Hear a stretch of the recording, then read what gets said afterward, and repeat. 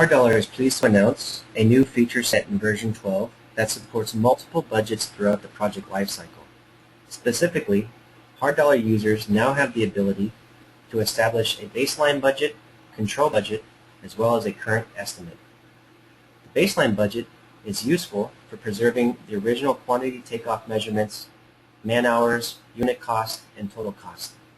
The control budget provides a formalized process for tracking and improving budget moves, contract changes, as well as quantity changes. Lastly, the current estimate is a tool utilized by the project controls team to perform what-if analysis and bottoms-up forecasting to accurately predict the estimate at completion for a given activity as well as the overall job. Right now we're in the $100 application, analyzing the project budget view within the cost breakdown structure.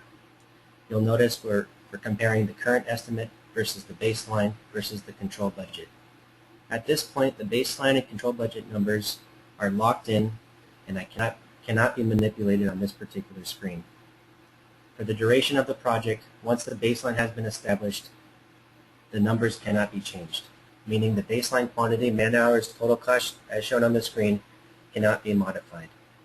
The control budget numbers, on the other hand, can be modified through a formal approval process. This functionality is covered in a separate version 12 video.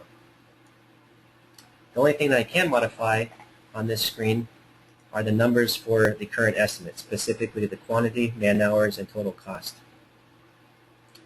As mentioned, the current estimate would probably be utilized by the project control teams once a project has been awarded and progress has been captured in the form of quantities complete, man-hours, or equipment hours. As an example, let's focus in on clearing and grubbing. Our original estimate told us we had a takeoff quantity of 10 acres.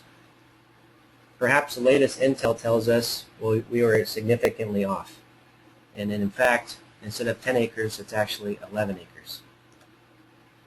By updating my current estimate quantity, my man-hours as well as my total cost has been updated, and we can easily distinguish this between what is shown for the current estimate versus what's shown for the baseline and control budget.